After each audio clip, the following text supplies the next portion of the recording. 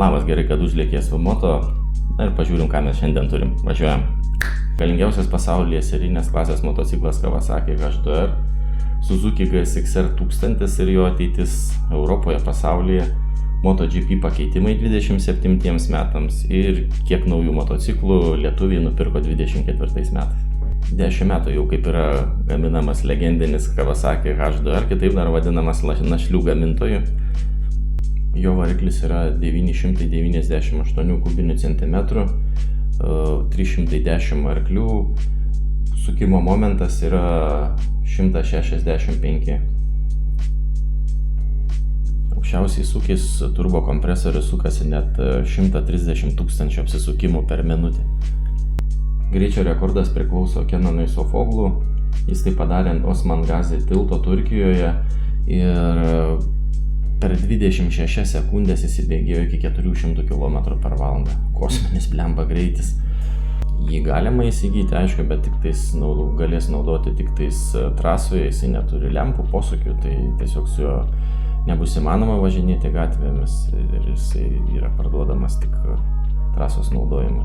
Variklio resursas, jeigu labai rimtai važiuojant, tai tik tais yra 50 motovalandų. Jeigu nusipirkti naują, tai kainuotų kažkur nuo 60 iki 70 tūkstančių eurų. Jau nuo 22 metų dėl Euro 5 standarto jau Gixxerio litrinio nebegalima įsigyti.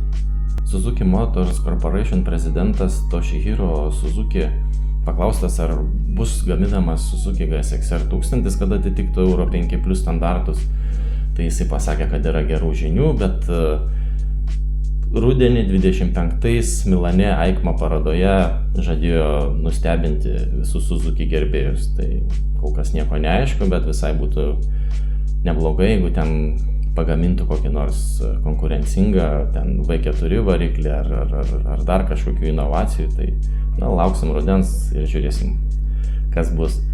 27 metais MotoGP laukia labai dideli pokyčiai. Pirma, apie variklį. Varikliai bus tik 850 kubinių centimetrų. Dabar kiekvienas raideris gali sezonui turėti 7 variklius, o 27 metais bus sumažinta iki 6 variklių per sezoną. Benzino bakas 22 litrų sumažės iki 20 litrų.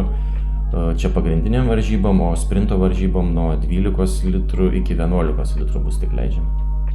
Degalai turės būti 100% tvarūs, dabar yra tik 40% tvaraus kuro. Priekiniai aerodinaminiai sparnai sumažės nuo 600 mm iki 550 ir priekinė nosis turės pasitraukti 50 mm. Uodegą perdaryti tik galės vieną kartą per sezoną. Važiuoklės nusileidimo starto metu taip pat jau nebeliks. GPS savo ir konkurentų duomenis galės stebėti visi. Jie teigia, kad tai viskas yra dėl saugumo. Bredas Binderis Mugello trasoje Italijoje pasiekė 366 km/h greitį ir tai yra rekordas MotoGP. Tai dėl to, kad nekiltų tas greitis, tai jie padarys variklį silpnesnį. Mano kukli nuomonė tai yra, kad nupisa jie protą, vienu žodžiu. Man atrodo visai kitaip. Dėl to, kad dabar, kaip paimkim 24 metus, buvo 20 varžybų ir iš 20 varžybų 19 laimėjo Ducati. Tai dabar yra jie vedanti komanda. Ir visą laiką, kai kažkas taip yra ir važiuoja be konkurencijos, tada atsiranda kažkokie pokyčiai. Formulė 1 taip pat buvo. Ir dabar tiesiog yra net praktiškai neįdomu žiūrėti. Ir visiems yra jie tapę dideli konkurentai. Tada jie turi daug pinigų, nusiperka tokius raiderius kaip Marką Marquez, Peko Banjaja ir turi vieną iš geriausių motociklų, tai sunku su jais konkuruoti. Dabar, aišku, ten Yamaha gaminasi tą savo V4 variklį, bus matyti, kaip ten viskas bus. Bet man atrodo, kad nori padaryti tiesiog, kad visi būtų daug lygesni ir kad būtų įdomiau stebėti varžybas, įdomiau pačioms gamykloms, nes čia praktiškai iš pagrindo turi kažką naujo pasigaminti. Tai čia tiesiog, kad sulygintų visų jėgas.